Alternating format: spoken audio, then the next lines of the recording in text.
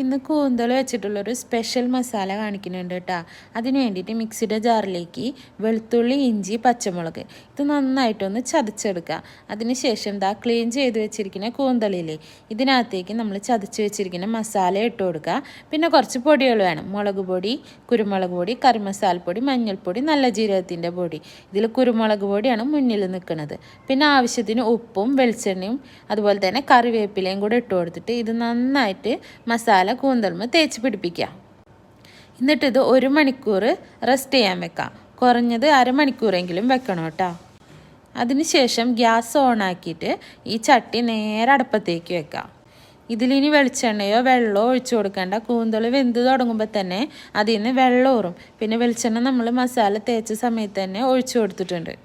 ഇതിങ്ങനെ അടച്ചു വെച്ച് വേവിക്കുക. ഇടയ്ക്കൊന്ന് ഇതുപോലെ ഇളക്കി കൊടുക്കുക. ഒരു 1/4 ഭാഗം വേവായെന്ന് കാണുമ്പോൾ അതിനകത്തേക്ക് സവാള എരിഞ്ഞതും തക്കാളി എരിഞ്ഞതും ഇട്ട് കൊടുക്കുക. എന്നിട്ട് ഇത് നന്നായിട്ടൊന്ന് ഇളക്കി യോജിപ്പിക്കുക. ഇനിയും അടച്ചു വെച്ച് തന്നെ വേവിക്കുക. ഇടയ്ക്കൊന്ന് ഇളക്കി കൊടുക്കുക, അല്ലാന്നുണ്ടെങ്കിൽ അടി പിടിക്കും. ഒരു 1/4 ഭാഗം വേവായി കഴിയുമ്പോൾ പിന്നെ അടച്ചു വെച്ച് വേവിക്കണമെന്നില്ല. ഇതുപോലെ കൈവിടാണ്ട് ഇളക്കി കൊടുത്താൽ മതി. ഇതിനെ കൂന്തൽ വരട്ടിയെന്നോ അല്ലെങ്കിൽ പെരട്ടെന്നോ ഫ്രൈയെന്നോ റോസ്റ്റെന്നോ എന്ത് വേണമെങ്കിലും വിളിക്കാം. ഇത് ട്രൈ ചെയ്ത് നോക്കാത്തവരുണ്ടെങ്കിൽ എന്തായാലും ഒന്ന് ട്രൈ ചെയ്ത് നോക്കിക്കോ.